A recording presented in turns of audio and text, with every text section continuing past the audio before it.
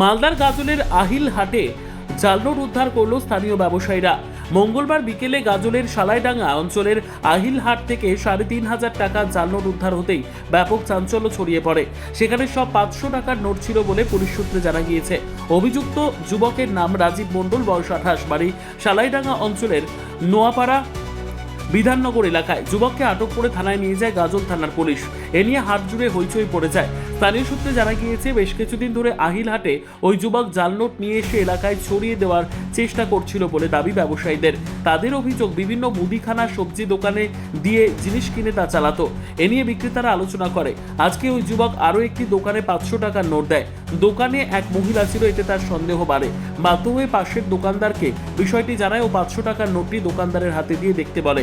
তখনই তারা ধরে ফেলে। ওই যুবককে হাটে চিহ্নিত করে পুলিশকে খবর দেয়। পুলিশ এসে তার থেকে ৫০০ টাকার 7টি নোট উদ্ধার করে। এই ঘটনাকে কেন্দ্র করে পুরো এলাকায় চাঞ্চল্য ছড়িয়ে পড়ে।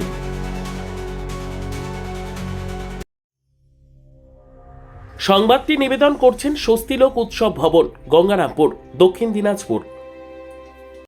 জাল নোটের সমস্যা চলছে। সব দোকানে তো মহিলা আছে, মহিলা তো জাল নোট চিনতে পারে না। তার জন্য জাল নোট আমাদের আহিল গ্রামে পুরো ছড়িয়ে পড়েছে, বুঝতে পারলেন। যাক, যেভাবে কষ্ট করে জাল নোট বাড়াকে ধরতে পেরেছি, খুব ভালো লেগেছে। তো আমার টাকাটা ফেরত দেওয়ার ব্যবস্থা করেন, যেভাবে ওখানে বলে। বিশ্বজিৎ না কি নাম বললো, মণ্ডল, তার ছেলে আর কি। নয়পাড়া। আজকে ওই যে পাশের পাকা দোকানটা ক্যামেরা করেন, ওই পাকা দোকানে একটা মহিলা বসে থাকে, সেখানে ৫০০ টাকা নিয়ে আসছে জাল টাকা। এবার ও বউটা চিনতে পারেনি, ৫০০ দোকান থেকে ডাক দিয়েছে। ও আবার কি করলো, ৫০০ টাকা নিয়ে আমার কাছে আসলো।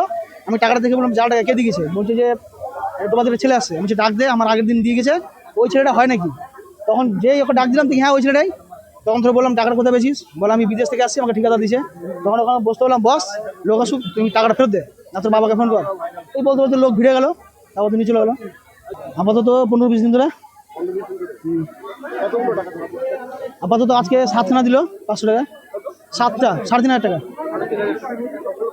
সবগুলো 500 টাকা। আসামিকে নিয়ে গেল। চাইছি যাদের যাদের জাল টাকাগুলো পেয়েছে, তাদের জাল টাকাগুলো ফেরত দিয়ে ওর একটু শাস্তি হোক, যাতে এগুলো। সর্বোত্তম সুযোগ সুবিধে রয়েছে আতিথেয়তায়। সুপরিচিত স্বস্তিলোক উৎসব ভবন, অতিথিদের যে কোনো অনুষ্ঠানের জন্য উপযুক্ত ওয়ান স্টপ ডেস্টিনেশন। আমরা আপনার বিশেষ অনুষ্ঠানটিকে অবিস্মরণীয় করে তুলি। স্বস্তিলোক উৎসব ভবন, শিববাড়ি রোড, গঙ্গারামপুর, দক্ষিণ দিনাজপুর।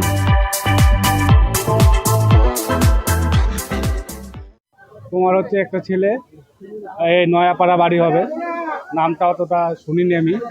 তো তোমার হচ্ছে অনেক কটা দোকানে আর কি তোমার জাল নোট, ৫০০ টাকার জাল নোট, মানে অনেকজনকেই দোকানে দিয়ে চালিয়েছে আর কি।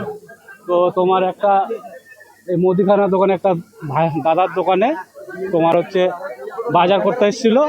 তো তোমার হচ্ছে তখন ওই দাদাটা বুঝতে পেরে তখন তাকে ধরার পরে তো আটকে রেখেছিল। তারপরে তো পুলিশ আসলো, এখন তাকে নিয়ে গেল। ব্যুরো রিপোর্ট, উত্তর বাংলা সংবাদ।